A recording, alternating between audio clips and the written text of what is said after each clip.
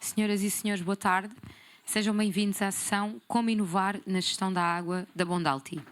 A ESG Week 2024 é uma iniciativa da Associação Portuguesa de Ética Empresarial que conta com o Banco Montepio como Pioneer Main Sponsor, o IAPMEI como Main Sponsor e a UN Global Compact Network Portugal como parceiro estratégico. Conta ainda com a parceria e apoio do Turismo de Portugal, Bondalti, CCA Law Firm, MEL, El Corte Inglês, Pedra Base, Securitas, Universidade de Coimbra, Associação Portuguesa de Leasing, Factoring e Renting, APSER, Ascendi, Karma, Grupo Bell, Aliança ODS Portugal, EPAL e United Nations Association, UNA Portugal. Vamos dar início à sessão com Pedro Paes, administrador da Bondalti Water Solutions.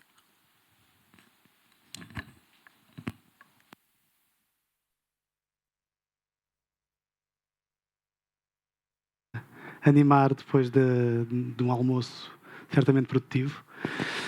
Começo por me apresentar. Chamo-me Pedro Paes, sou administrador da Bondalti Water.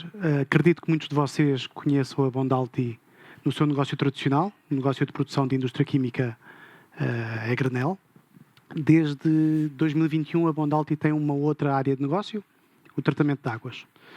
Construiu esta área de negócios integrando duas empresas pré-existentes, com muitos anos de história, uma empresa em Portugal, chamada Encrote, uma empresa em Espanha, chamada AEMA.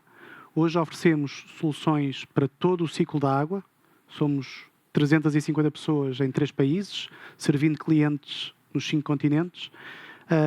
E queria-vos transmitir aqui um caso de inovação e, acreditamos nós, de sucesso nesta área.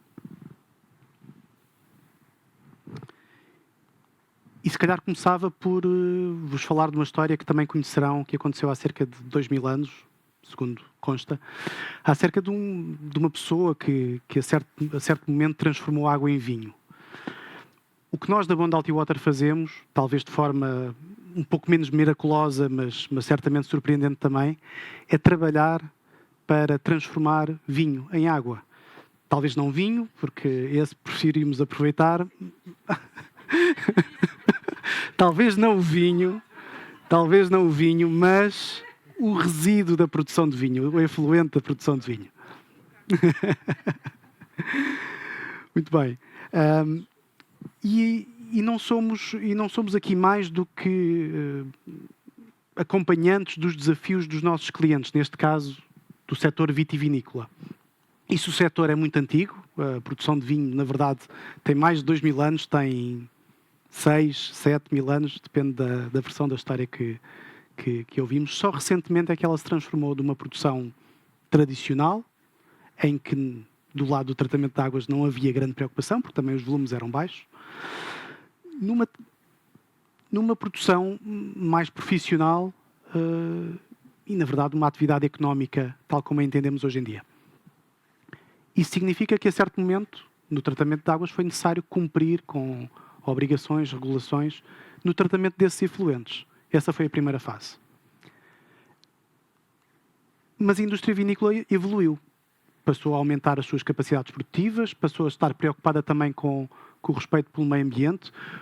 Hoje é uma indústria muito alinhada com esses temas. Há cada vez mais também a preocupação com o vinho orgânico, há várias tendências no setor. E nós, enquanto empresa de tratamento de águas, acompanhamos isso. Acompanhamos isso com quê?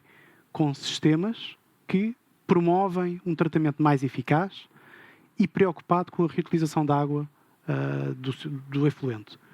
Vão aparecer aqui uns palavrões que eu não espero que vocês conheçam. Eu vou tentar descodificar à medida que eles apareçam. Aqui aparece um palavrão chamado MBR.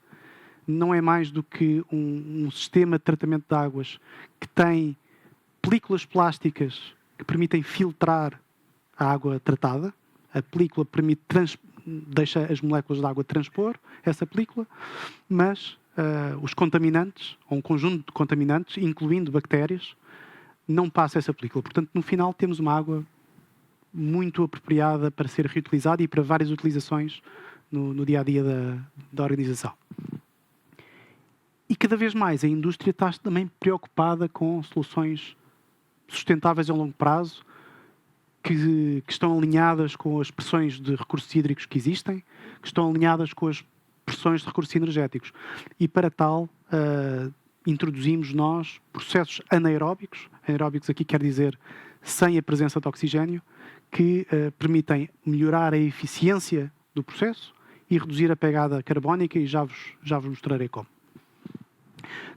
Mas aqui também não queria, apesar de estou certo de haver vários fãs de vinho na plateia, eu inclusive, não queria focar isto apenas na indústria do vinho. Queria-vos dizer que isto também não é um desafio diferente do que existe em várias outras indústrias.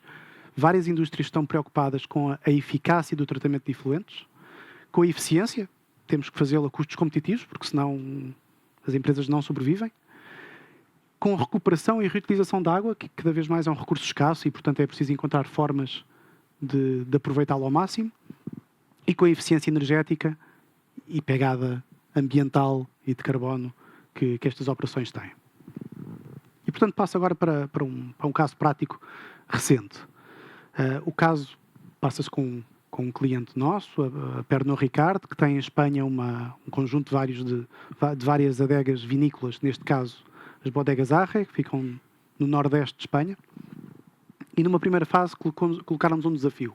Queriam passar de uma produção relativamente pequena, com vários problemas de tratamento de águas devido à instabilidade do processo, a aumentar a sua capacidade e permitir a reutilização de água, porque sentiam essa escassez como um tema que restringia a sua evolução. E numa segunda fase, como é que poderiam fazer isto sem perder toda a eficácia, mas melhorando a eficiência energética? O que é que encontramos quando chegámos às Bodegas Arre? Encontramos o que existe em muitas outras produções de vinho de pequena, média escala, uma etar simples, com vários problemas operacionais na fase da vindima. Na fase da vindima, porquê? Bem, como vocês imaginarão, a vida de uma produção vínica não é igual ao longo do ano. Temos um período de 8, 9 meses em que as coisas são bastante calmas. Não quer dizer que não haja atividade. Existe engarrafamento, existem lavagens, existem várias atividades em curso. Mas depois existe um período de 2, 3 meses de elevadíssima atividade, muita carga poluente a ser produzida, e é muito difícil gerir um tratamento de águas residuais em que não há essa estabilidade. Há bocadinho falávamos sobre a instabilidade de matérias-primas, numa conversa de corredor. Aqui não é muito diferente. A nossa matéria-prima é a água residual, que é extremamente instável ao longo do ano e que gera um conjunto de imagens não muito agradáveis e muito variáveis ao longo do tempo. Quer dizer, eu que não sou engenheiro químico, consigo olhar para aquelas 4 fotos e perceber que são radicalmente diferentes.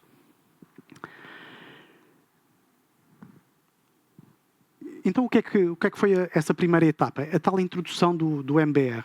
E, como vos dizia, o MBR se quiserem pensar nisso, é um filtro muito apertado, um filtro muito fino. Fizemos 2 coisas. Primeiro, introduzimos um novo reator de tratamento de águas residuais, o reator que nós chamamos de alta carga, porque lida com as alturas em que essa concentração de poluentes ou de contaminantes é muito elevada. E introduzimos um MBR, são vários conjuntos parecem palhinhas, são tubos cilíndricos ocos, em que há uma pressão, há uma bomba que suga através dessas palhinhas e a água passa através do plástico e outros contaminantes não passam. Fizemos-lo aproveitando a infraestrutura existente. O MBR tem uma vantagem que é poder ser implementado num espaço fisicamente muito pequeno. E nós temos bastante experiência nisso. Porque somos um dos principais implementadores desta tecnologia para fins industriais na Europa. E o que usa é água pré-tratada, porque eu não posso simplesmente achar que o MBR vai resolver todos os problemas, como qualquer filtro. Se o filtro é muito fino e se eu tenho muito lixo à entrada, ele vai entupir. E, portanto, tem que ser pré-tratado. Consumo energia, mas tenho à saída água regenerada e se recordarem da foto inicial, aquela garrafa de água límpida que viam no fim, é água à saída do MBR. Não é uma água que eu beberia, não está bacteriologicamente totalmente pura, mas está perfeitamente adequada para rega, lavagens enfim, um conjunto de usos menos nobres, ou, se quisermos, de ter uma etapa inicial, adicional e poder ser consumida para o nosso dia-a-dia, se quiséssemos. O que é que fizemos a seguir? Bem, havia o desafio de como é que tornar isto mais eficiente energeticamente. Nós temos sistemas que utilizam energia, utilizam produtos químicos. E então, o que é que poderíamos fazer aqui? Por esta altura, participámos num consórcio, liderámos um consórcio europeu com empresas espanholas, francesas e romenas e desenvolvemos uma solução tecnológica que chamámos Multi-AD, que é um reator anaeróbico. Lá está um palavrão, eu avisei que iam haver um ou outro. Que é um reator que utiliza micro-organismos sem a presença de oxigênio, são micro-organismos adaptados a não terem oxigênio, para degradar os contaminantes orgânicos, com a vantagem de, ao não haver oxigênio, haver muito menos CO2 emitido. O que é gerado, sim, é metano. E o metano, se quisermos traduzir para a nossa linguagem de dia-a-dia, não é mais do que gás natural. O nosso gás natural é 90 e muitos por cento de metano. Esse metano tem uma valorização energética, pode ser utilizado para uma caldeira, pode ser utilizado, inclusive, se for purificado, para ser injetado na rede de gás natural, se forem em condições apropriadas para isso. Não havia um reator anaeróbico adaptado à dimensão do nosso cliente. Os reatores que existem no mercado, a tecnologia não é nova, a tecnologia existe há muito tempo, mas está adaptado a grandes reatores, a coisas que são muito maiores do que esta sala, por exemplo.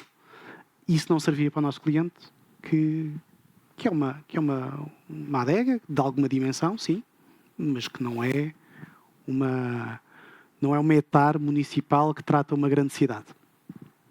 Bem, desenvolvemos um reator. Fizemos um estudo, primeiro em simulação digital, depois com a construção de um protótipo de pequena escala e, finalmente, com a construção de um protótipo em grande escala, em escala industrial, que permite ter uma solução tecnologicamente válida e, ao mesmo tempo, eficiente, do ponto de vista de investimento, para esta solução. Este reator tem esta forma cilíndrica alargada no topo, tem vários elementos diagonais no seu centro. Isto para quê? Para gerar várias etapas, não vale a pena entrarmos em grandes detalhes aí, mas que permite, resumidamente, transformar água residual em biogás, que é recolhido no topo e que é aproveitado energeticamente, e em água tratada, que depois pode progredir no processo de tratamento. E permitiu transformar o que já era um sistema bastante eficiente, na nossa opinião, de tipo tradicional, mantendo exatamente a mesma eficiência, portanto, eliminando mais de 95% da carga orgânica, ali outro palavrão que é o CQO, mas é uma medida da carga poluente orgânica que existia naquele efluente. Continuamos a eliminar mais de 95% desse parâmetro, reduzindo em 1/3 os custos operacionais, por redução de consumo de energia e por redução de consumo de produtos químicos, e reduzindo em 50% as emissões de CO2. Isto combinamos com o tal MBR, que já me retira toda a carga patogénica e que permite esta solução trabalhar de forma fiável ao longo do ano e chegar à tal água cristalina que pode ser utilizada para rega e para outros fins. Eu podia estar-vos aqui a falar dos benefícios técnicos da solução, mas ao fim e ao cabo o que nós estamos aqui a tentar fazer, ou que tentámos fazer, foi encontrar uma solução técnica, sim, mas que resolvesse um problema do cliente, porque ao fim e ao cabo os clientes que nos abordam sabem onde querem chegar, sabem o seu ponto de partida, não sabem o caminho. Portanto, a única medida de sucesso possível é o cliente estar satisfeito ou não com a solução. E por isso, melhor do que eu deixo-vos un testimonio. El Multi-AD consigue llevar a cabo un tratamiento eficaz y eficiente de las aguas residuales, hecho que está totalmente alineado con la política de sostenibilidad de nuestra compañía, que está enmarcada, entre otros, en los Objetivos de Desarrollo Sostenible y la reducción de la huella medioambiental. Esta solución tecnológica además mejora nuestra competitividad al reducir el impacto ambiental asociado a nuestra actividad. Portanto, a responsável de ambiente das Bodegas Arre prestou-se a gravar este testemunho e eu creio que para nós, enquanto empresa, esta é a medida última de sucesso, que é temos um cliente satisfeito ou não. As outras são pouco relevantes, podemos ter um projeto tecnicamente muito bonito e que nos satisfaz enquanto engenheiros, mas esta é a medida que interessa. El multi-ADE. E temos também, além disso, a vantagem de termos um responsável de manutenção que nos diz que não só funciona bem, cumpre com os objetivos ambientais e de sustentabilidade da empresa, mas além disso é robusto, é fiável e para quem está todos os dias no terreno não lhes dá muitas chatices. Tivemos também a honra de com este projeto e em companhia dos nossos colegas no consórcio, recebermos um prémio de sustentabilidade em Espanha, promovido pelo Global Compact das Nações Unidas e pela Fundação Rafael del Pino, que eu rapidamente passarei porque creio que tem um vídeo interessante de introdução ao que foi feito.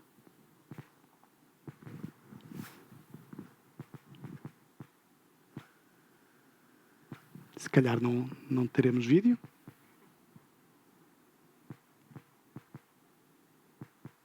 Talvez não.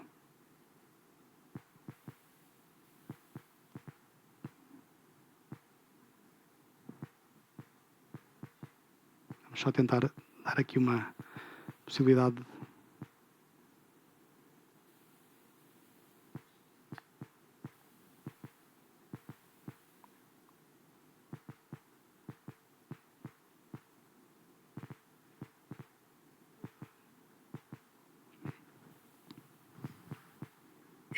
Estos son los ganadores de la categoría medioambiental de la cuarta edición de los reconocimientos Go ODS, los galardones a la innovación aplicada a los ODS. El reconocimiento del ODS 6, Agua Limpia y Saneamiento, es para Multi-ADE, solución anaeróbica innovadora al servicio de la sostenibilidad de Bondalti Water, un sistema que mejora la calidad del agua, reduce la contaminación en el agua residual de la industria alimentaria, genera biogás de origen renovable y minimiza la producción de residuos.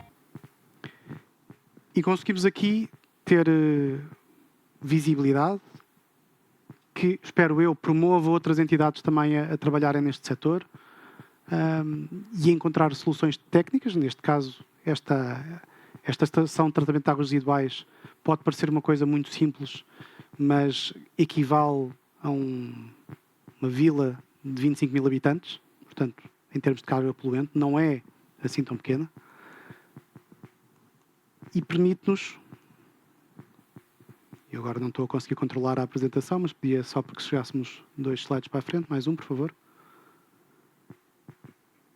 e permite-nos o quê? Eficácia, robustez, fiabilidade, a reutilização da água, cada vez mais um tema fundamental, eficiência energética e baixa pegada carbónica, porque os nossos clientes também assim nos exigem e, ao fim e ao cabo, querem ter custos contidos nestas soluções.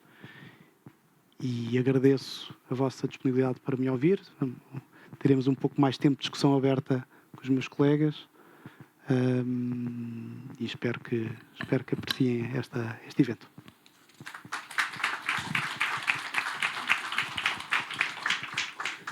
Passamos agora ao painel com a moderação de Luís Rochard, History Fellow da Católica Porto Business School e da Insure Hub,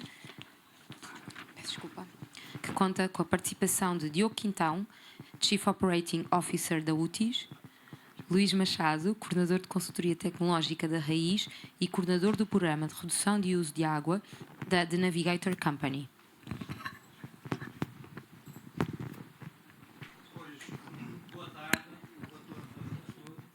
Queria, em primeiro lugar, saudar os presentes, agradecer à Bondalti e à Susana o convite para estar aqui a moderar esta sessão e, sobretudo, a oportunidade de estarmos a discutir estes temas da água, que normalmente, de uma forma tradicional, as empresas que não sejam industriais tratam um ponto de vista fofinho, que assim, em termos práticos, se gastamos mais água na casa de banho, a tomar banho ou outras coisas do género, aqui estamos a falar de matéria-prima, de parte fundamental de processos e, por isso, de usos que podem trazer também aqui valor acrescentado. Aqui também é muito interessante a este ponto de partida, uma vez que tivemos aqui até um nexo em termos da água e de energia, e por isso a solução não contempla só a parte da reciclagem e reutilização de águas, mas sim também o gerar energia e por isso contribuir, neste caso, para dois grandes objetivos que aqui temos, que não é só usar a água de forma mais eficiente, mas também, ao mesmo tempo, diminuir a pegada ecológica e as emissões que temos. Nós vamos fazer isto de uma forma minimamente estruturada, estamos todos combinados e por isso isto está tudo, foi tudo arranjado em termos práticos.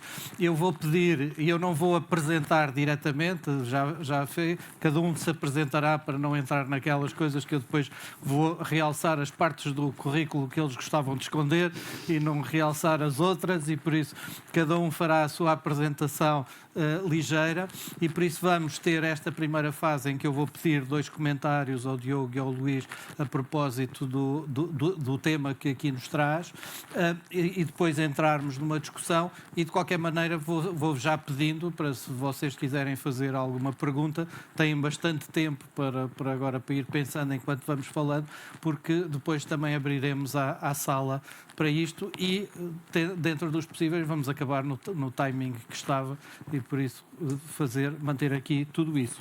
E então, obrigado. Diogo, já está tudo revelado, não é? Quer dizer, aqui em termos da nosso modus operandi, a palavra é tua. Antes de mais, muito obrigado pelo convite a fazer parte deste painel. Penso que esteja ligado. Está. Portanto, muito obrigado pelo convite. Portanto, eu estou aqui na qualidade de CEO da UTIS.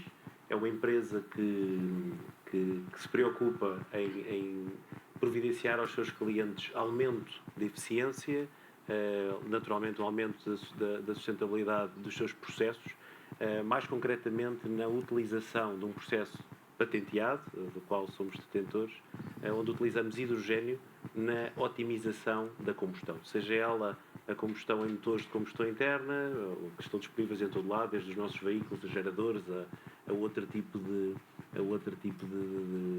processos, de maquinaria pesada, ou até mesmo na indústria, em que são muitas vezes processos que não são facilmente transitáveis para outro tipo de energia. Portanto, não é fácil mudar um processo que é um alto consumidor carbónico e que naturalmente tem um peso muito significativo nas emissões de CO2 que tanto nos preocupam hoje em dia.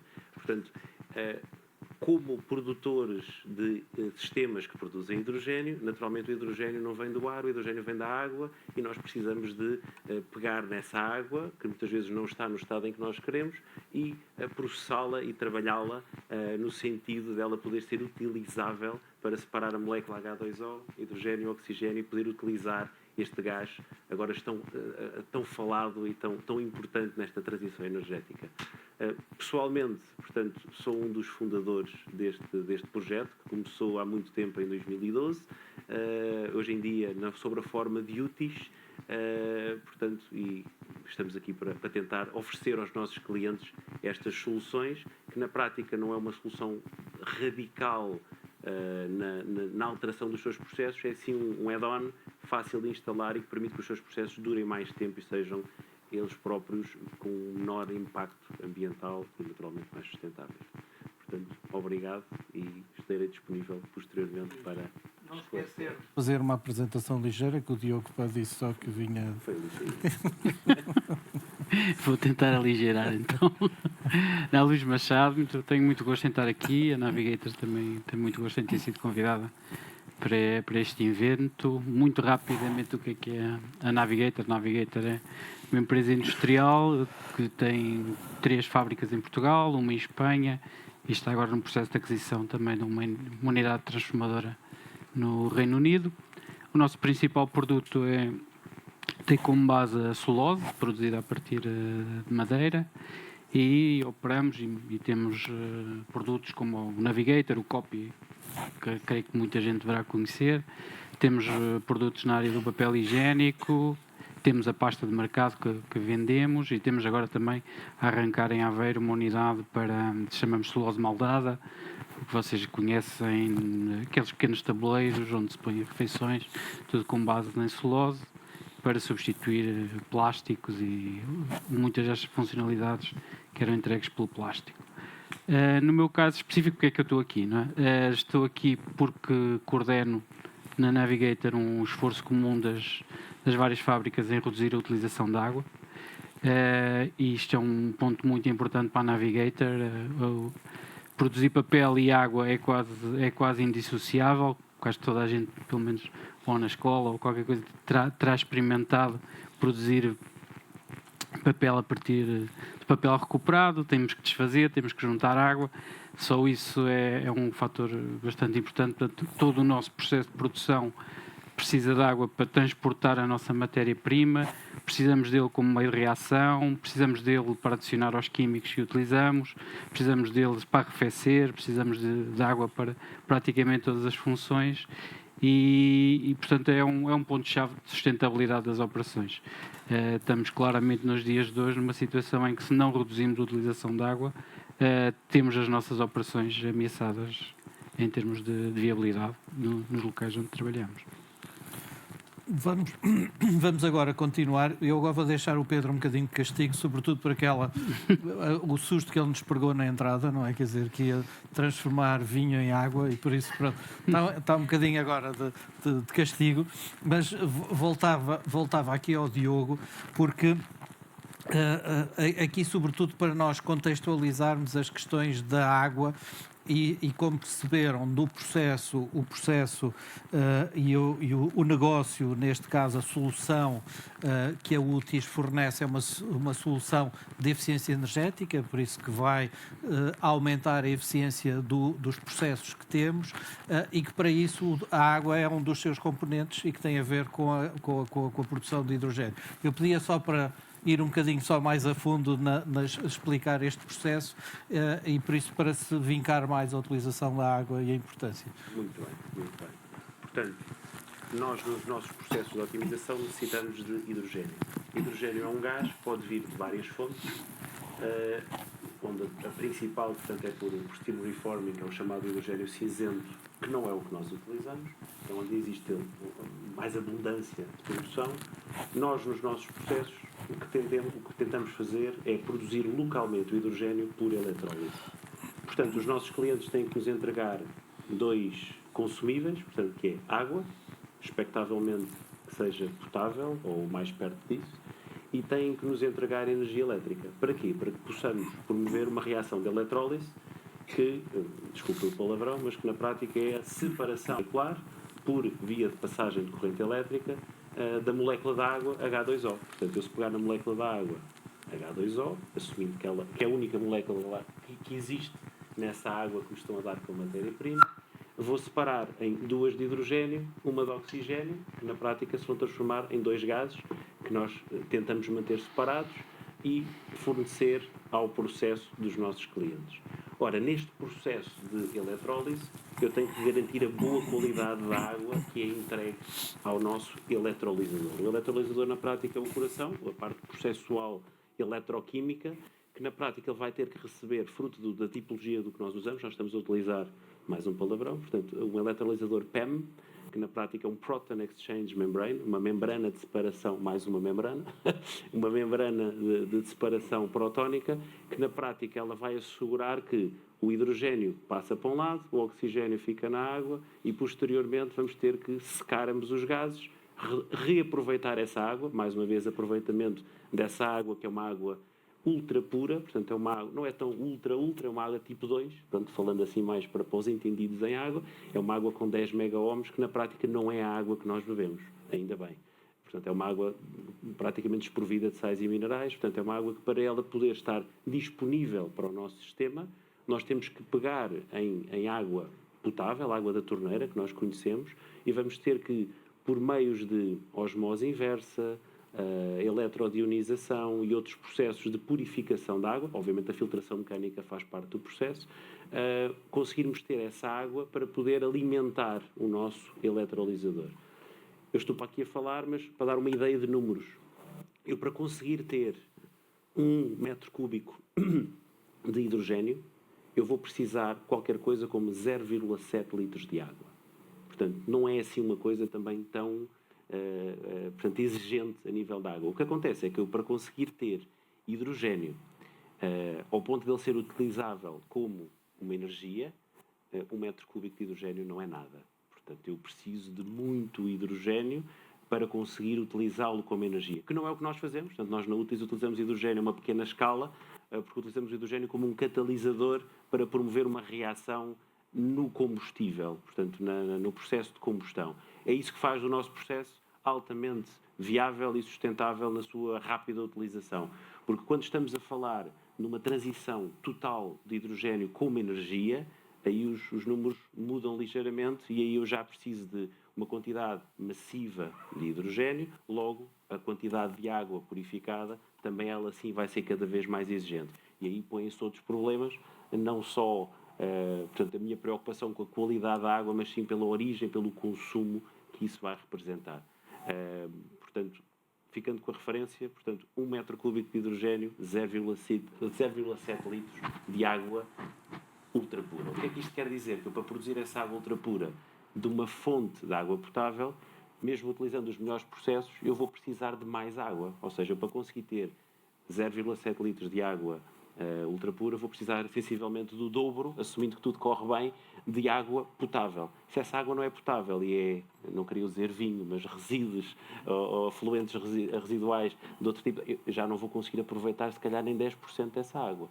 Portanto, isto aqui cria-me um problema de qualidade versus quantidade, em que temos que arranjar aqui circuitos e sistemas de recirculação dessa mesma água, em que os primeiros níveis de filtração vão ser utilizados para alguns fins, como foi reportado há pouco na primeira apresentação, e apenas os últimos estágios poderão ser utilizados para efetiva produção de hidrogênio, seja ela qual escala for. Obrigado. Luís, há bocadinho na anterior participação estava a dizer que vocês têm aumentado a eficiência. Há assim graus de grandeza em termos em relação a isso, ou seja, qual é que é a poupança ou o uso mais eficiente da água que tem evoluído ao longo destes últimos anos? Sim, a gente monitoriza isso muito afincadamente, já para dar aqui também aqui uma ordem de grandeza, digamos assim. Quando eu comecei a trabalhar, eu pareço novo, mas já tenho aqui alguma idade, mas nós consumíamos 50, 60 metros cúbicos por tonelada de pasta produzida, e nós temos agora, uma das fábricas está a consumir menos de 20, e as outras já estão entre os 20 e os 30, 20 e qualquer coisa metros cúbicos por tonelada. Para o papel, os números são semelhantes, mas mais baixos. Andamos agora à volta dos 10, 9 metros cúbicos por tonelada de papel. Já tivemos, quando iniciámos, 20 e tais, quando começámos estes processos. E temos agora, por exemplo, a fábrica em Espanha que consegue produzir papel tixu com 5 metros cúbicos por tonelada de papel. Portanto, tem sido um bocadinho esta evolução. E já têm sido afetados, por exemplo, por períodos, uma vez que vocês estão, as vossas fábricas estão ao pé de disponibilidades de água, não é? Todas, se repararem, temos que... Exatamente. Senão não tínhamos fábrica. Já têm sido, tirando, algumas em que estão em sítios onde a água é mais abundante, mas já têm sido afetados por fenómenos de seca e por isso pouca disponibilização, ou mesmo a questão da qualidade da água para utilização. Temos problemas com essa situação. Recentemente, nestes períodos de seca mais alargados, tivemos muitas dificuldades, se calhar até surpreendentemente, na operação de Aveiro, porque não havendo água doce a chegar pelo rio Voga, a salinidade no rio sobe e os nossos locais de captação, a qualidade da água aumenta, a salinidade da água aumenta, e temos muitas dificuldades em operar com essa qualidade de água, como estávamos aqui a falar. Portanto, implica um aumento de complexidade em termos de tratamento de água, principalmente para a parte de produção de energia nas caldeiras. São situações de risco que nos levam, já nos levaram alguns dias de paragem, o facto de não termos disponibilidade de água de qualidade. Não vou falar aqui de nomes, mas todo o setor está a olhar com muito cuidado para esta questão. Ainda menos provável aí há uns anos, uma fábrica em Pontevedra, em Espanha, teve que parar efetivamente por falta de caudal nos rios que alimentavam. E quem conhece a Galiza e o norte de Portugal, aquilo parece o penico, não é? Portanto, mas a realidade é esta, a realidade começa a ser esta. A sazonabilidade é grande, há variações enormes na qualidade da água que captamos e temos que, por um lado, acho que a primeira medida é aquela que estamos a fazer, temos que reduzir o uso que temos que claramente reduzir ainda mais o uso, e essa redução implica reutilizações, como tivemos aqui a falar. Nós, como estava a explicar aqui também o Pedro, acabámos de instalar também um sistema MBR em Setúbal. A qualidade da água temos estado a caracterizar desde o início do ano e neste momento estamos crentes que temos qualidade de água para algumas partes do processo e estamos já a instalar provisoriamente essas reutilizações da água para fazer testes diretamente no processo, mas acredito que provavelmente vai ser uma realidade dentro de pouco tempo reutilizarmos parte dessa água que estamos a obter após o tratamento MBR, muito idêntico ao que estávamos aqui a falar. Pedro, a vossa solução é uma solução inovadora em termos práticos, foi ali explicado, foi no âmbito de um consórcio europeu com alguns países, e o chegar a esta solução final, ou seja, o desenho da solução já estava feito, ou foram, por exemplo, o aproveitamento das lamas do processo já estava previsto, a parte do transformação em biometano, não? Como é que... Não, vamos lá ver. O desafio, nós sabemos que, em geral, os nossos clientes, como sejam a UTIS, como sejam a Navigator, pedem-nos eficiência no processo. Não havia no mercado uma solução que permitisse aplicar as técnicas que nós gostaríamos de aplicar a uma escala tão pequena. E por isso, como em muitos outros processos de inovação, contactámos centros de investigação, universidades, especialistas do setor que nos podem ajudar a pensar sobre estes temas. Começámos a estudar o processo em laboratório, inclusive em métodos quantitativos e informáticos. Hoje temos um simulador digital para este tipo de soluções e tentámos desenvolver uma solução sem qualquer garantia de êxito. Como qualquer processo de inovação, a probabilidade do resultado final não ser viável é elevada. Felizmente conseguimos fazê-lo em etapas graduais. Fizemos primeiro um reator escala piloto de 100 litros. Aqui já estamos a falar de muitos metros cúbicos. E conseguimos levar a um ponto em que demonstramos que é viável, que o investimento necessário para implementar isto pode ser pago pelos benefícios gerados. E, portanto, hoje temos algo que comercialmente funciona. E isso era sempre parte do objetivo, mas não era garantido e a prova podia ser inversa. O que sabemos é que existe grande apetência por parte das entidades industriais para procurarem soluções que sejam economicamente viáveis neste campo. Existem desafios para isso. Hoje em dia menos importante, mas antes a energia era barata e, portanto, havia pouco incentivo para o fazer. Hoje em dia já não é assim. O mesmo se aplica ao CO2. Mas ainda temos um desafio, que é a água é muito barata. E hoje em dia, para uma empresa como a Navigator fazer investimentos em reutilização, em poupança, em eficiência hídrica, eu com certeza imagino que o Luís apresente as suas contas perante os seus decisores e diga: isto vai-me custar X e vou recuperar este investimento em X anos. Mas porquê é que vamos fazer isto se a água nos custa tão pouco? Hoje em dia as empresas começam a ter, algumas mais que outras, mas começam a ter a consciência que já não é só uma questão do resultado da rentabilidade do investimento ser um retorno em 3, 4, 5 anos. É uma questão de eu ou opero ou não opero. Mas há aqui uma questão de incentivos também clara e que em alguns sítios está a ser levada mais a sério noutros menos. Diogo, aqui falámos do impacto positivo, que é a utilização da vossa tecnologia, da vossa solução em termos de uso eficiente da energia e, por isso, aumentar, neste caso, todos os rácios associados a isso. Em termos dos impactos negativos, se pensarmos o consumo de água, e há pouco o Pedro comparava esta empresa de produção de vinhos, o impacto era idêntico a 25 mil pessoas, não é? Vocês têm algumas destes cálculos feitos, ou seja, qual é que é o consumo do vosso sistema comparado com indicadores destes que quase todos entendamos? Consigo dar uma ideia. Portanto, na média dos mais de 140 sistemas industriais que temos instalados, por cada sistema, nós estamos a poupar aos nossos clientes a emissão de cerca de 5 mil toneladas ano de CO2, o que é significativo. Porquê? Porque essa poupança vem dos seus próprios processos e estamos a ir buscar, portanto, a evitar a emissão de CO2 relativo aos combustíveis tradicionais que são queimados, nomeadamente os hidrocarbónicos.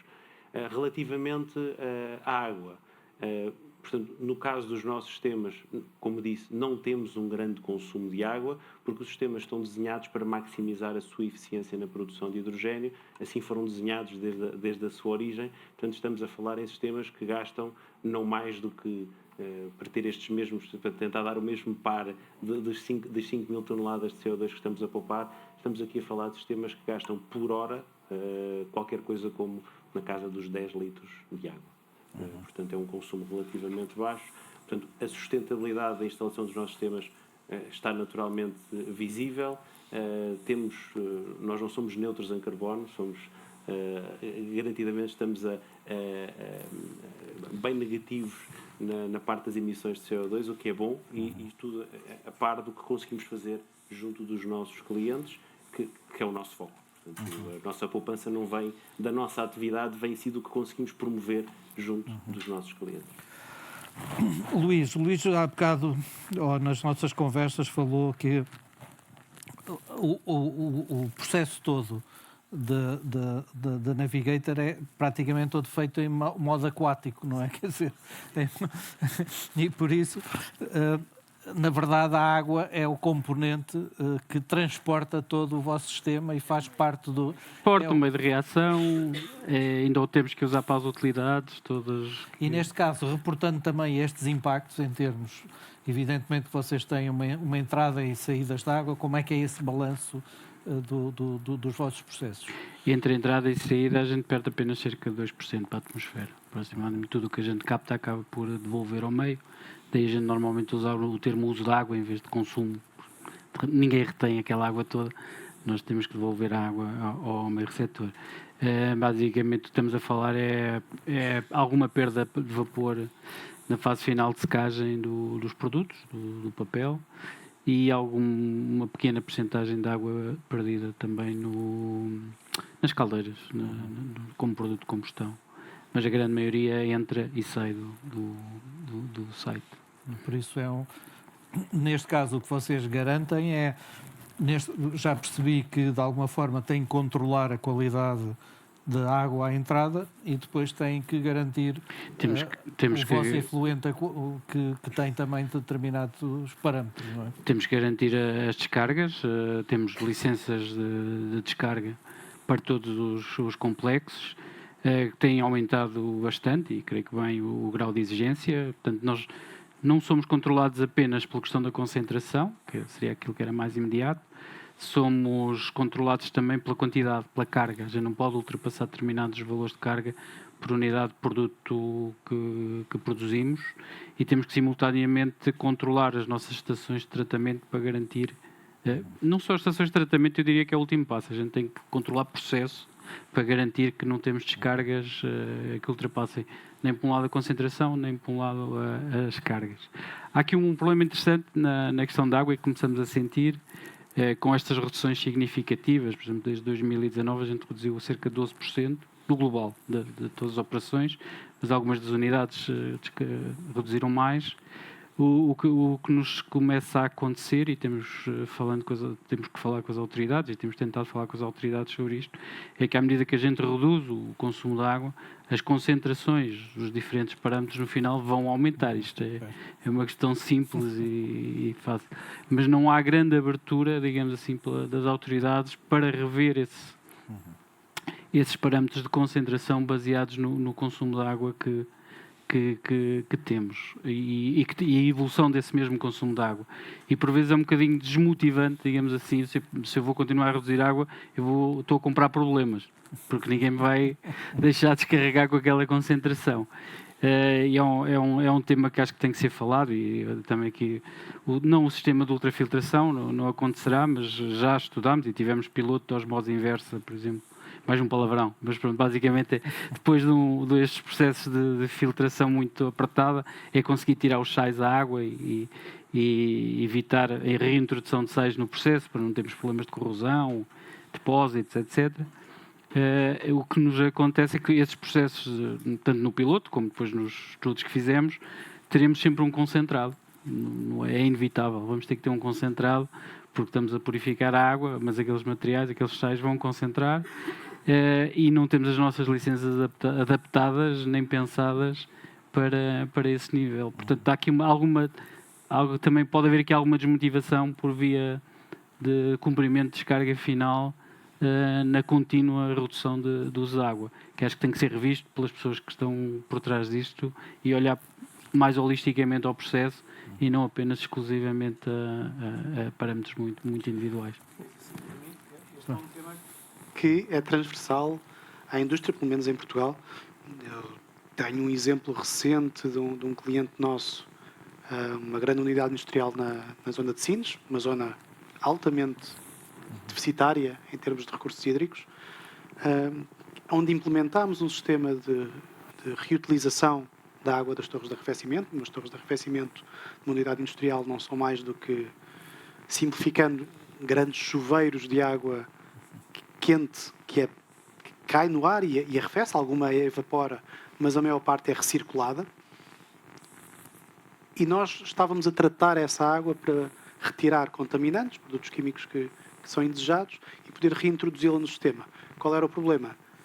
Implementámos um sistema que recupera 90% da água das torres de arrefecimento, da purga das torres de arrefecimento, portanto, o que era perdido, 90% conseguimos recuperar, mas o que temos é depois um resíduo muito mais concentrado.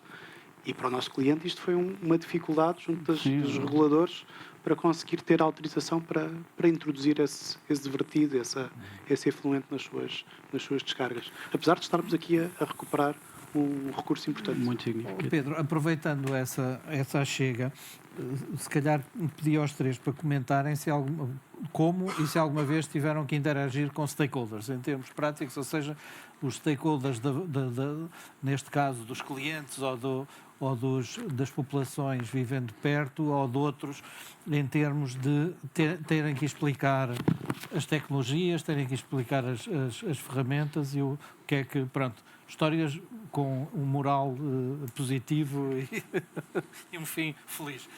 Claro que sim, claro que sim. Temos várias histórias, como podem imaginar, portanto, muitas das vezes ou até mesmo por desconhecimento real do consumo que vamos ter, mas existe uma dificuldade grande em fazer perceber a diferença entre quantidade e qualidade, portanto, que estávamos aqui há pouco a referir. E muitas das vezes o facto de me estarem a dar para os nossos processos portanto, de eletrólise, estarem-nos a dar uma água má para tentar aproveitar essa água, na prática vai ser pior, porque eu, para conseguir converter essa água má numa água utilizável para o meu processo, eu vou gastar muita água má. E se calhar fazia todo o sentido dizer-me assim, não, deixem lá essa água má para outros processos e aqui eu vou conseguir utilizar, ir diretamente à água potável, que já existe, tem o seu custo, tem o seu valor, mas como vou utilizar tão pouca, se conseguir utilizá-la já de uma fase mais purificada, no global eu vou ser mais sustentável e vou gastar menos água. E isto às vezes é muito, muito difícil de conseguir fazer passar essa mensagem e conseguirmos ter um equilíbrio entre a realidade, o consumo real e a percepção de consumo. Por outro lado, isso aí já temos muita circularização dessa mesma água. A água que hoje já não é boa para o processo é boa para outras coisas, e é uma questão de integrar os nossos sistemas nas várias redes, por exemplo, de águas cinzentas, redes de irrigação de campos ou de outro tipo de jardins, em que para mim a água não é boa para produzir hidrogênio, mas para as plantas é perfeita. Até eu ter um bocadinho mais concentração de sais, até lhe dá jeito. Portanto, isto é uma questão de fazer esta integração, e temos feito não só a instalação dos nossos sistemas e a otimização do processo industrial, mas como conversar com os comitês de sustentabilidade dos nossos clientes a fim de integrar a máquina na sua rede de reutilização de águas e fazendo-lhes ver que conseguimos aproveitar e até muitas vezes resolver problemas que já tinham, ou porque estavam a utilizar água industrial para regar a relva, queimava-lhes a relva, e pronto, e tem ali alguns detalhes, até mesmo operacionais, que conseguimos resolver. O caso da Navigator, como devem calcular, as nossas fábricas não são facilmente... não nos conseguimos disfarçar facilmente, são bem visíveis e toda a gente conhece e tem uma interação muito grande com as comunidades locais. Eu não estou propriamente nessa área, mas nós regularmente reunimos em comissões de acompanhamento ambiental em cada um dos locais em que a gente se insere, em que damos notícia de todos estes projetos que temos normalmente, os sucessos e insucessos, e também recebemos os inputs e as necessidades da comunidade local. A água é um ponto em muitas delas, como deve calcular. Por exemplo, estava a falar aqui da questão de Aveiro, em Cacia, mais propriamente dita. Nós temos que construir uma estrutura para aguentar a captação durante o verão. Essa estrutura não é só para uso industrial, mas também para uso agrícola.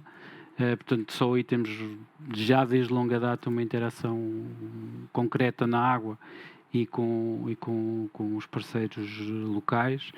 Os outros stakeholders diretos, obviamente, são os clientes, passam a vida, digamos assim, a perguntarem-nos quanta água é que a gente bebe, digamos assim, e temos que reportar isso, e agora já ainda são mais exigentes. Dizem quanto dinheiro é que vocês vão gastar a poupar água, já nos perguntam isto, isso representa quanta água, daqui a X anos quanta água é que vocês vão estar a consumir. Portanto, é um tema que está muito presente em quase todas as interações com stakeholders, e temos uma conexão regular com a Agência Portuguesa de Ambiente e com as autoridades que nos regulam. Por exemplo, este caso que estávamos aqui a falar, estávamos sinceramente a estudar um projeto de osmose inversa e que foi-nos claramente dito que não, nessa situação, que privilegiavam a manutenção dos níveis de concentração, o que nos limitava, por exemplo, o interesse do projeto.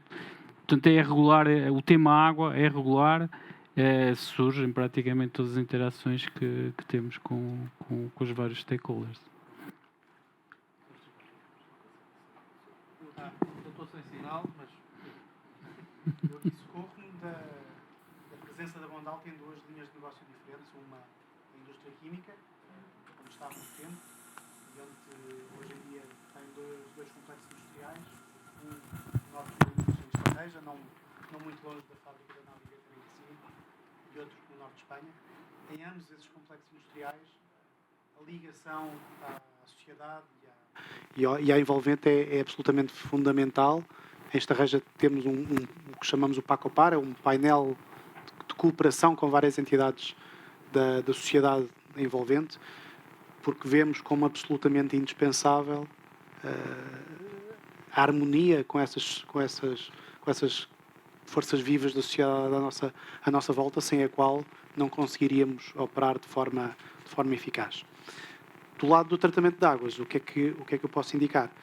Os nossos clientes muitas vezes pedem-nos ajuda para comunicar, seja com as autoridades, onde muitas vezes nós temos uma linguagem técnica que consegue mais facilmente transmitir os desafios, mas também os benefícios do que queremos implementar, mas muitas vezes também com entidades locais. Nós estamos em Espanha, por exemplo, presentes. A nossa principal instalação, onde temos pessoas, está numa vila com 9.000 habitantes. Portanto, desde tratarmos a água desse pequeno município espanhol, interagimos com associações ambientalistas da região, enfim, fazemos um pouco de tudo. E, em última análise, para tentar transmitir esta ideia de que a água é um recurso escasso, que o seu preço não equivale ao seu valor e, portanto, há muito a fazer na sua valorização. Está a falar. Pronto, perderam uma boa oportunidade de eu não me ouvirem mais, mas pronto, mas vamos continuar. Diogo, há aqui, agora mudávamos para o negócio em termos práticos, ou seja, para o contributo que a gestão da água e os vossos processos e sistemas podem fazer.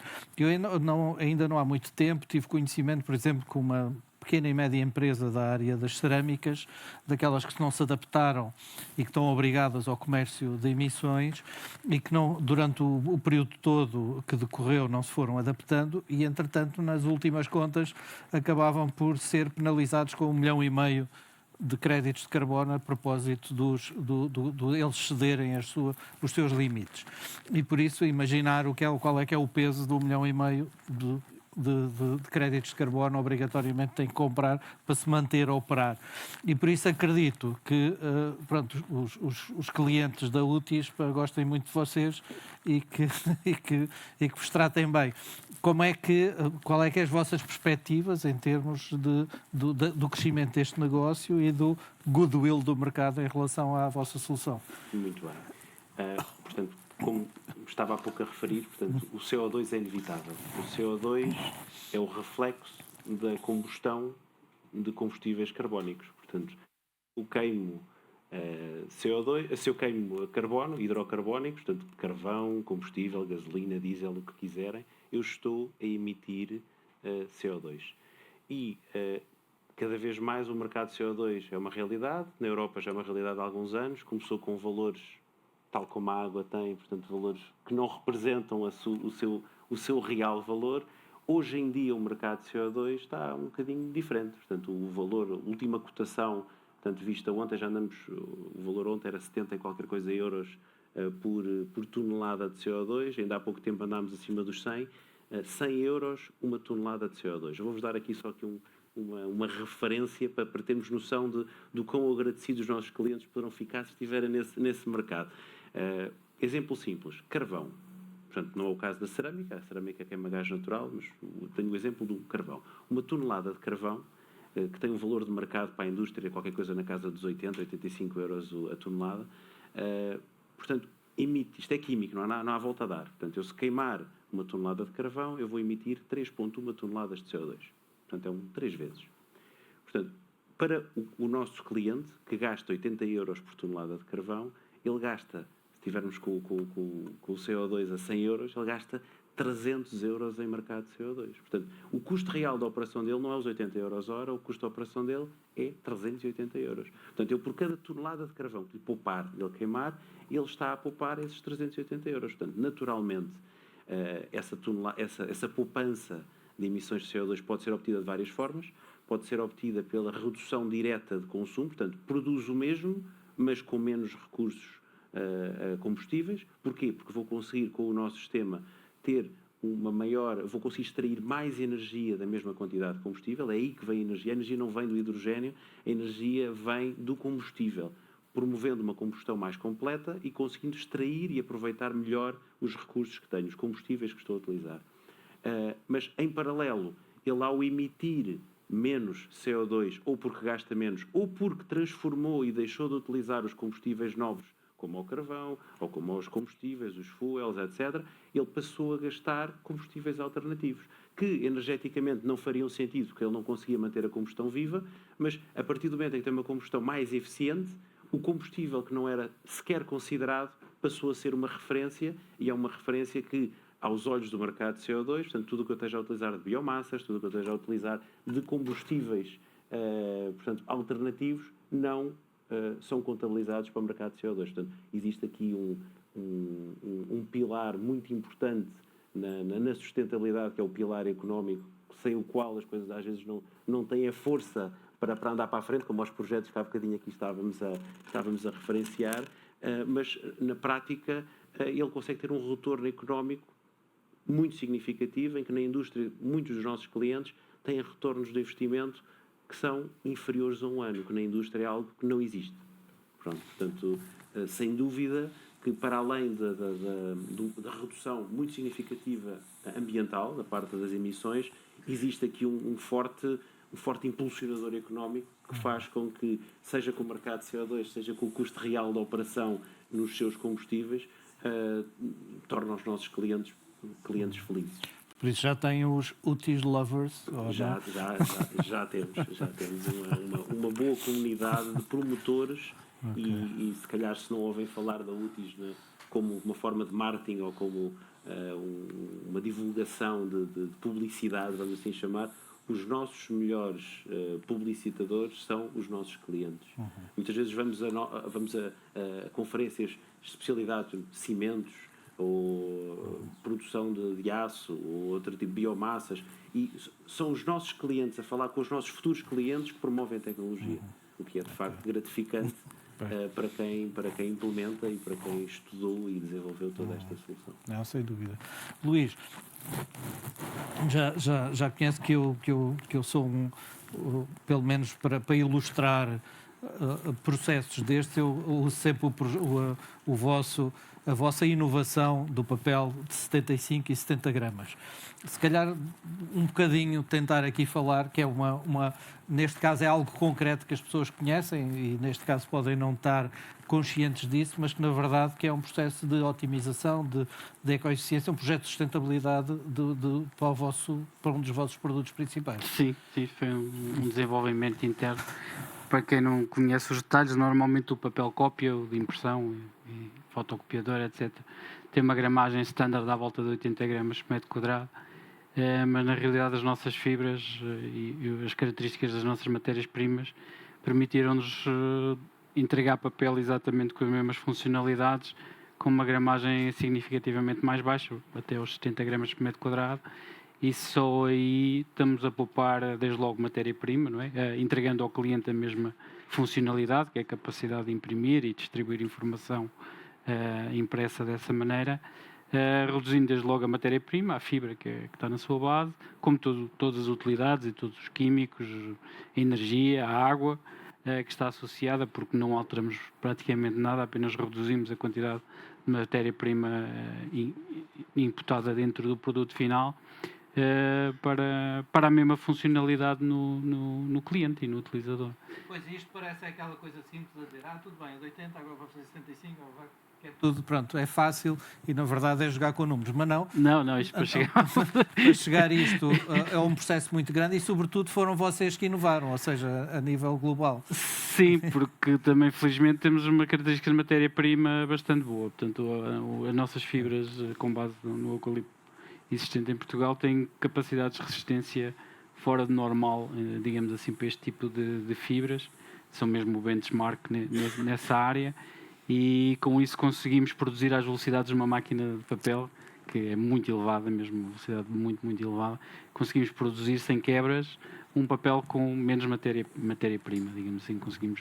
Isso foi um processo de desenvolvimento. São contas fáceis de fazer agora, mas quando começámos não íamos ter a certeza, obviamente, que que íamos conseguir bobinar bobines enormes de papel com menos 10, 15 gramas. Por isso, a próxima vez que comprarem ou manusearem uma resma de papel, vão reparar se, na verdade, estão a usar o tradicional, que é o de 80, ou então se estão já a utilizar um produto mais eficiente em termos da sua performance e sustentabilidade, o 70 ou 75, não é? Quer dizer, e que isso é fácil, ou seja, eu espero vos induzir isso, nunca mais vão olhar para uma resma de papel da mesma forma, vão começar a vê-la de outra forma em termos práticos. Pedro, já vi que tem aqui 2 clientes satisfeitos, não é? Quer dizer, em termos dos vossos sistemas e da vossa forma em termos da qualidade da água. Como é que este mercado está a crescer, ou seja, como é que isto é impulsionado? Muito bem, nós hoje oferecemos, que eu no início, quando me apresentei, falei em soluções para o ciclo global da água. O que é que isto significa? Significa que temos soluções que levam desde a água captada de variadíssimas fontes, rios subterrâneos, mar, se quisermos salinizar, até à sua utilização, e essa utilização pode ser muito diversa, pode ser uma utilização de baixa exigência ou água ultra pura, que é o que a UTIS consome, portanto temos todos um grau, e estamos depois do lado da água residual também, ou seja, desde o consumo, a entrega depois de consumo até a sua descarga. Cada vez mais estes mundos estão interligados e não dissociados. Eu quero aproveitar correntes de um lado para reintroduzir do outro, e é muito importante, algo que o Diogo falava há pouco, vamos aproveitar de uma forma inteligente, ou seja, eu não quero transformar apesar de tecnicamente ser possível, não quero transformar qualquer água numa água ultrapura. Não, vou utilizá-la para utilizações que façam sentido. Cada vez mais, no setor industrial e no setor turístico, onde nós também atuamos, há uma grande visibilidade destas necessidades e, portanto, o nosso crescimento está associado a um setor industrial que eu creio está a ter um momento interessante em Portugal e da visibilidade destas necessidades. Nós estamos também presentes no mercado internacional, servimos clientes em todos os pontos do mundo, todos os continentes, Antártida inclusive tem equipamentos nossos, e aí vemos uma oportunidade de levar inovação e tecnologia portuguesa, com a engenharia nossa, para locais remotos, onde espantosamente, por estranho que pareça, valorizam o trabalho que nós desenvolvemos. Não somos certamente os mais baratos em tudo, também não seremos os mais caros, mas conseguimos entregar soluções à medida dos clientes. O nosso cliente industrial é um cliente que muitas vezes não quer uma solução standard, quer uma solução adaptada à sua realidade, e conseguimos fazê-lo de forma eficiente. E por isso temos clientes na Austrália, por isso temos clientes na América do Norte, na Ásia, e aí também passa boa parte do nosso crescimento. Tudo isto acontece com inovação. Inovação tem uma componente tecnológica, mas muitas vezes tem uma componente também de adaptar tecnologias conhecidas a necessidades novas. O projeto que vos falei, a digestão anaeróbica, não é uma tecnologia nova. O que fizemos foi uma evolução da mesma para uma utilização diferente, e a sua industrialização, que por vezes nós achamos que é fácil, não é. Levar do conhecimento académico para uma aplicação fiável em escala industrial é um passo muitas vezes difícil de tomar e que nem sempre é bem sucedido, e aí também achamos que temos experiência a aportar e acreditamos poder continuar a trabalhar neste setor, contribuindo para a sua evolução e apoiando os nossos clientes. Ok, sim senhor. Como não sei se lembram, eu depois disso contava convosco, não é? A partir de determinada altura aqui na sessão. Eu sei que o tema não é propriamente aqueles temas que se tratam todos os dias e, sobretudo, com especialistas deste calibre, não, fica um bocadinho mais difícil, mas provavelmente alguma. Eu peço-vos, pronto, como a primeira pergunta é sempre difícil, peço já a segunda, não é? Quer dizer, e por isso fica resolvido esse problema de haver aqui algum impedimento e alguma pergunta, algum comentário que queiram fazer, uma curiosidade. Há um microfone, já agora, por favor. Já agora, só identificar, só para sabermos. Meu nome é João de Melo. Gostava de fazer uma pergunta ao Diogo Quintão. O vosso processo que separam o oxigênio do hidrogênio é de água doce. Será possível fazer a partir de água do mar ou virá a ser no futuro? Era essa a minha questão. Obrigado, João, pela pergunta. A resposta é sim, é possível. No entanto, pode não ser a forma mais sustentável de promover esse processo. Tal como estava há pouco a referir. Portanto, eu consigo pegar em qualquer tipo de água, ou vinho, ou outro líquido, e tudo que seja um líquido, que seja baseado em água, portanto, seja ele por solúvel, seja ele por ser a base do próprio líquido, e consigo separá-lo e transformá-lo na minha água ultrapura necessária para o processo de eletrólise PEM. Claro que vai ter um custo essa água que se calhar vai desmotivar a sua instalação. Agora, se me disserem, não tenho outra fonte, estou numa ilha, só tenho água salgada, ou estou no Algarve, também está um bocadinho parecido, e não tenho outra solução, e eu tenho que desalinizar. É possível? É. O que é que eu tenho que contar com isso? Aí, se calhar, vou pedir ajuda. Mas o que é que eu tenho que ter? Tenho que ter osmose inversa. A osmose inversa vai ter que ter pressão para poder funcionar. Se vai ter pressão, tem bombas, tem consumo elétrico. Se tem consumo elétrico, vou desperdiçar. A osmose, por si só, não utiliza 100% da água que trata. Portanto, eu para conseguir... Isto é muito simples, é a teoria do permeado e do que eu consigo, portanto, do que eu não posso utilizar. Eu tenho uma membrana, só vai passar aquilo que eu gosto. E aquilo que eu não gosto, vai de volta. Olha, se vai de volta, vai aumentar a concentração de sal daquilo que eu não utilizei. Portanto, das duas uma. Ou tem ao lado uma empresa que está a salgar bacalhau, e aí somos amigos, ou então eu vou ter que desperdiçar muita água para conseguir usar essa água salgada do mar, que não tem só sal, tem outras porcarias, e eu que vou ter que conseguir filtrá-la e processá-la para conseguir extrair aquilo que utilizo. Portanto, a resposta é sim, mas um desafio técnico e económico para o tornar sustentável. Só queria que... Acha que vai ser sustentável no futuro, ou será sustentável? Eu estou a falar... A questão é, sobretudo, a sustentabilidade e a escassez de água que o planeta enfrenta, não é? Claro. Será uma solução de futuro?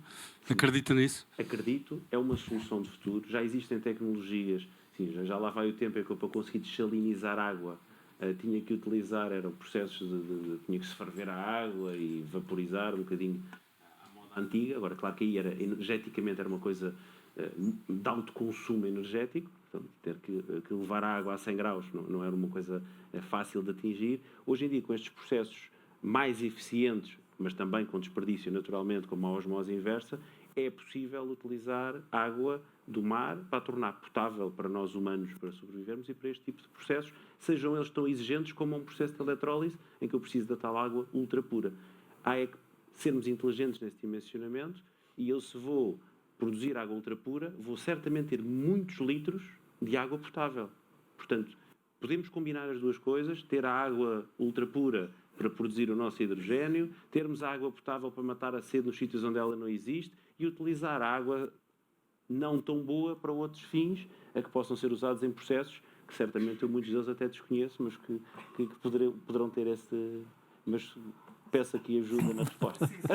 Eu ia complementar dando aqui um exemplo concreto de algo que está a acontecer neste momento. Neste momento está aberto um concurso público para uma desalinizadora no Algarve de relativa dimensão.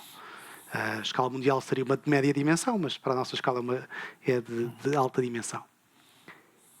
Essa unidade vai fornecer o equivalente a cerca de 20% do consumo público de água no Algarve. Portanto, esta é a escala que estamos a falar e é um grande investimento. Vai certamente fazer a diferença no Algarve, que é uma região hoje em dia altamente penalizada, mas é uma de várias soluções possíveis, não é a bala mágica que vai resolver todos os problemas.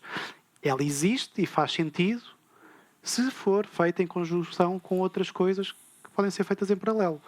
Uma que eu não sou especialista de todo, mas que é um tema que são as perdas de água nas redes de abastecimento. São relevantes. Vamos diminuí-las. Vamos tentar diminuí-las, recomendo eu.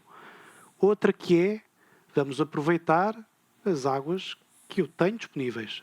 E até há pouco tempo havia muito poucas hectares públicas no Algarve. Nem estou a falar do meu mercado, porque este não é o meu mercado é o mercado industrial, mas havia muito poucas hectares a aproveitar as águas que tratavam. Hoje em dia isso está a começar a mudar, mas estas soluções têm de viver de forma coordenada. E quem diz as grandes desalinizadoras também pode falar de pequenas desalinizadoras. Aqui já entra mais na minha especialidade técnica, onde é perfeitamente possível e viável economicamente eu abastecer um hotel que tem necessidades para piscinas, tem necessidades para regas e que não vai ter grande facilidade desse acesso a abastecimento público. Isso é, hoje em dia, viável com um custo. Os empreendedores já tiveram aqui uma dica de borla aqui do Diogo, que é uma salga de bacalhau ao lado de uma desalinizadora, e por isso hoje quem saiu daqui já pode ter algum valor. Mais alguma questão? Só a título de exemplo, não é uma questão, mas a água Tem aí. no Porto Santo, Linda Atlântica Business School, a água no Porto Santo é água potável, pelo menos há 50 anos, que é água dessalinizada. Uma instalação nossa. Portanto, Curioso. Portanto, isto significa que já se aplica e pelo menos há 50 anos que sei O Porto que Santo tem condições particularmente boas, porque a captação é feita num local que a água já vem pré-filtrada pelo maciço rochoso. Portanto, é um local mesmo muito bom para fazer isso. Mais algum comentário, pergunta? Estão a ver que está, as perguntas estão a sair resultados bons, por isso não sei quem é, em termos práticos. Eu se calhar fazia aqui também uma questão, um bocadinho, pronto, a propósito do susto do início da apresentação do Pedro. Eu próprio também tenho os meus telhados de vidro. Há pouco tempo iniciei-me nas provas de água. E por isso, pronto, ninguém pode dizer que não tem algo a desapontar em termos práticos. Mas, por exemplo, o exemplo que foi aqui dado é muito interessante, uma vez que eu, pronto, estando a falar com produtores de vinhos de grande dimensão, há uns tempos atrás, e é da Symington, que é uma das nossas grandes empresas, eles referiam-me que a pegada carbónica por cada garrafa, eles fizeram uma estimativa, era de 1,3 quilos de carbono por cada garrafa de vinho a fazer. E sem dúvida nenhuma que este exemplo que aqui foi feito, que basicamente foi para resolver o problema do efluente das águas, pode contribuir diretamente exatamente nisto. E por isso as soluções integradas e o facto de nós estarmos perante fenómenos que são sistémicos, na verdade, muitas das vezes, ao resolver um problema, estamos a contribuir para resolver outro, ou a olharmos de uma forma diferente para a integralidade do sistema e não muitas das vezes só para os quick fixes, não é, quer dizer, de conseguir só uma coisa. Se calhar eu pedia-vos um comentário final, que era para mantermos dentro, embora tenhamos começado um bocadinho mais tarde, mas para não penalizar aqui a organização, pedia-vos um comentário. Começava pelo Luís, que agora falou menos, e depois... O comentário final. Eu acho que a maior parte das coisas já foi dita relativamente à questão da água, e a Navigator vai ter que continuar este percurso. A inovação, às vezes, também não é só tecnologia, portanto, não é só comprar tecnologia. A inovação, muitas vezes, é olhar para dentro e é aí que temos os primeiros ganhos imediatos. Olhar para os nossos processos, temos que quebrar um bocadinho as nossas crenças profundas, as nossas e de quem está na produção e na operação. Porque é que não usamos aquela água que estamos a deitar fora naquele outro processo para utilizar aqui? A primeira reação é sempre vai ser um risco muito grande e não vamos aceitar, mas quando começamos a ter consciência do tamanho do problema, vale a pena arriscar, vamos experimentar. E já tivemos vários casos, não vou entrar em detalhes, é muito técnico, mas que internamente, de facto, fomos buscar água a sítios que a gente estava a rejeitar e que passámos a utilizá-la e tinha mais qualidade suficiente para a aplicação que precisávamos e com isso tivemos uma redução bastante significativa. É isto, é estar aberto à tecnologia, é contar com parceiros. Desculpe, é que eu costumo dizer em Crote, que é como ela se apresenta. Ela se apresentava até há pouco tempo lá na Navigator. Também para dar um exemplo, lá está, é um exemplo de inovação, como estava a falar o Pedro. A tecnologia de ultrafiltração já existe há muito tempo. Nós o que estamos a trabalhar com a Encrote é especificamente na aplicação de uma filtração de uma das águas de processo.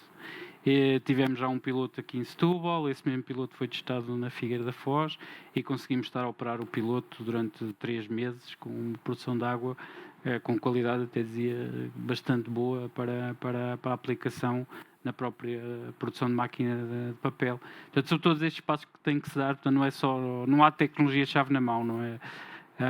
É trabalhar com os fornecedores, é pensar processos, é repensar os próprios nossos processos, repensar as nossas crenças, às vezes. Temos que correr riscos também. Muitas vezes somos avessos ao risco, mas assim que fechamos a torneira começam a aumentar concentrações e normalmente aí vêm problemas. Mas também temos aí a parte dos químicos para nos ajudar para manter os processos a andar. Acho que eram estas, para além de tudo o que já foi dito, estas mensagens aqui para o tema da água. Diogo. Ora, pegando aqui na continuidade aqui do Luís e andando no mesmo seguimento e a pensar no fecho e para levarem uma mensagem para casa, portanto, não ficarem só com o que foi dito, mas irem pensar naquilo que nós tivemos aqui hoje a discutir. Portanto, todas estas ações de melhoria e de sustentabilidade, muitas vezes a pessoa pensa, isso poluição, isso é indústria. Não, o meu carro não vale nada no meio disso. Não, isso não conta. Ou pensarmos que tenho de chanelizar o mar e eu continuo aqui com as minhas torneiras todas a pingar. Toda a mudança parte em cada um de nós, à sua escala. E, obviamente, nós todos, enquanto cidadãos, enquanto consumidores de água, enquanto consumidores de energia, isto depois é um bocadinho... Não está restrita à água, não é? Portanto, temos que pensar nestas pequenas coisas que, em conjunto, nós conseguimos melhorar e, se todos pensarmos da mesma maneira, ou pelo menos também não queremos sair daqui robôs, mas se cada um fizer a sua parte, vamos certamente resolver grande parte desses problemas. Claro que uma operação como a da Navigator tem um impacto enorme, portanto, eles ao tirarem 5 gramas ou 10 gramas no papel é algo muito grande. No caso da UTIS, quando nós chegamos a um forno de cimento ou um forno industrial e dizemos assim, pronto, agora isto ganhou uma eficiência, o senhor poupou no seu consumo específico 14%. É uma coisa que tem um impacto enorme e o operador que está, de facto, a promover e a brindar o planeta com esta poupança, a UTIS só ajudou. A UTIS só chegou lá e criou o caminho para que o cliente possa poupar, para que o cliente possa levar este benefício em favorecimento de toda a gente, não só o cliente, mas todos os stakeholders, portanto, onde o maior stakeholder é o planeta, não é? Portanto, eu acho que é a mensagem que nós temos que aqui pensar, porque na prática nós, com todas estas situações de sustentabilidade, nós na prática o que temos que pensar é assim, o planeta é um, e o planeta vai resolver o problema, com humanos ou sem humanos. Portanto, a temperatura do planeta está a aumentar. E há de aumentar até um ponto em que acabou-se a vida e o planeta volta outra vez a restabilizar. Nós temos é que prolongar a nossa vida cá. Nós temos que fazer que a nossa existência seja sustentável no meio em que vivemos, que é o planeta Terra. Portanto, pensem nisto e certamente vão ter muito mais ideias do que eu, do que a salda do bacalhau ou outras ideias, por muito idiotas que possam ser, podem trazer algo sustentável e podem trazer ideias que façam com que as coisas façam sentido. Muito obrigado. Eu vou deixar a palavra final para o Pedro e da Bondalti, que organizou este evento, neste caso deixando aqui o agradecimento do convite para estar cá e, neste caso, o Insure Hub, que é uma plataforma que trata das questões da inovação ligadas à sustentabilidade e à regeneração, e por isso foi um prazer e um privilégio de estar aqui convosco. Obrigado pela colaboração aqui. Também não houve baixas e por isso, pronto, consegui atingir o objetivo. Pedro, por favor. Não, eu queria só deixar uma mensagem que o Luís também brevemente aflorou, que é a inovação e a sustentabilidade consegue-se não pelos esforços individuais de empresas ou de pessoas, mas pelos esforços colaborativos. Na nossa experiência, a inovação funciona quando conjuga diferentes percepções, diferentes capacidades, e o exemplo que vos trouxe foi um exemplo de um consórcio multinacional. Portanto, eu desafiava-vos a trabalharem com outras organizações, a serem abertos também nessa procura de novas soluções e ajudarem-nos a nós também a procurá-las. Boa tarde. Obrigado e até uma próxima. Obrigado.